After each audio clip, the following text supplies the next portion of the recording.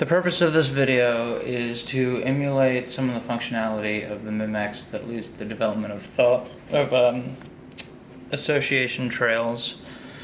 And this could be done in a number of different ways, ideally with HTML and linked within one device to be shared through a network to other devices.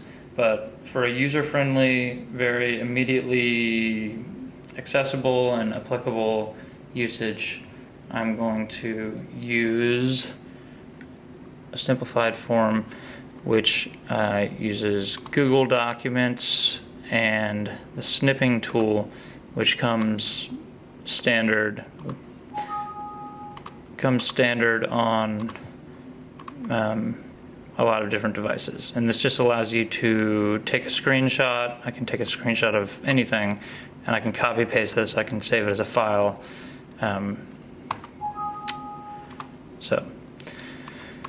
Alright, so I've got snipping tool open and I have Google Documents open. Alright, so to continue with Vannevar Bush's example, we're going to research the Turkish bow. To get to this page, I just searched Turkish bow, and Turkish archery was a Wikipedia page that popped up. So, assuming I'm reading from this page, I first would copy, paste this address. There it is as a hyperlink, and I'm reading along about the Turkish bow, and I get to this part about something called zigir, which is a thumb ring that the Turks used during the Ottoman Empire to draw back the bow. So at this point, let's say I think, that reminds me of a similar device that Englishmen used, later on. So I can click this thumb ring hypertext. This is hypertext that's embedded within the Wikipedia article and shows how the Memex and hypertext are sort of related in the context of what's been talked about here. But let's say that I want to go outside of Wikipedia, or let's say that thumb ring is used a number of times in this article, which it doesn't look like, it's used again there, but that doesn't have hypertext. But let's say that I want to go outside of Wikipedia. So I open a new tab and type in thumb ring for archery. Okay. And I'm reading along. Here's the Wikipedia article, but here's another source that looks interesting. So, I want to start reading about this. So let's say then that I start reading this article. Again, I want to track everywhere I'm going, so I want to copy paste that as well. In between those, though, I want to put the link of the idea that drove me to the second page. By using the snipping tool, I will simply cut out a screenshot of the part of this article that made me jump to the next one. Just copy that and paste. Takes a second to pop up, but I swear it will. Okay, so here's that link, and I can manipulate this however I want.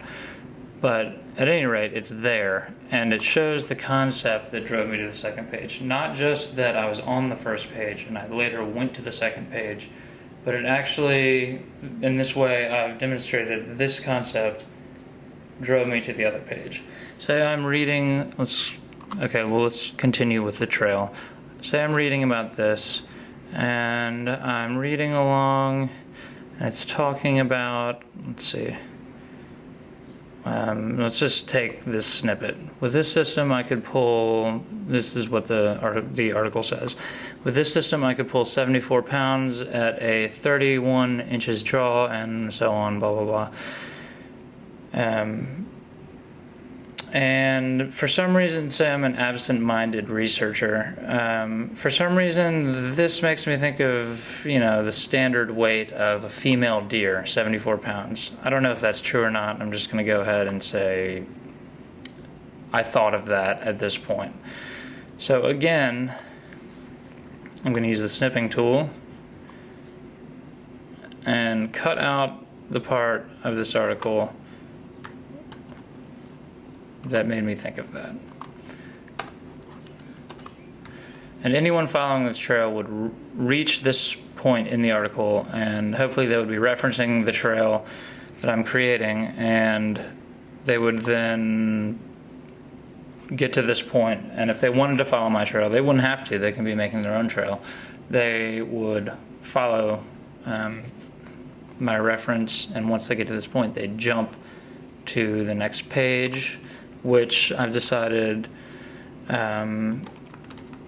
standard. It made me wonder about the standard weight of a female deer.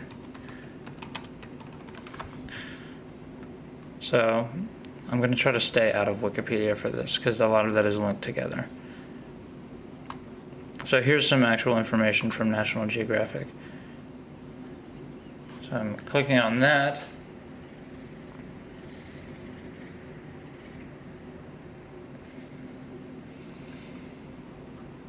And it takes me to this page. So then I want to reference that. That's my next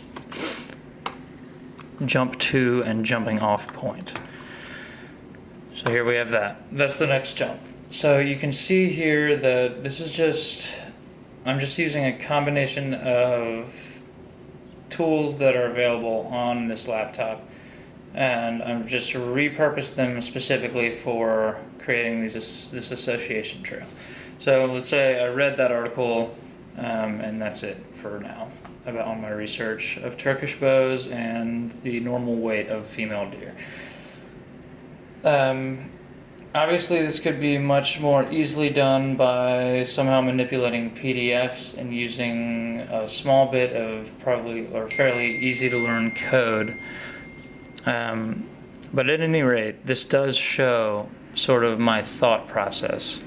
And anyone could do this. This Google document is now ready to share with anyone whose email I have, anyone within my Google Plus circles, and it seems pretty transparent and fairly mundane, but something like this you could really show, especially if you're working with someone on a project and trying to guide them through your thought process, or between researchers or academics, you could really show your thought process, and it could be persuasive in a way that rhetoric and normal persuasive writing cannot always capture.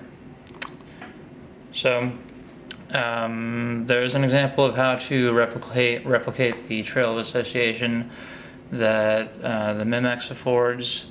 There are obviously better ways of doing it, but this is a very easy way that basically anyone could do.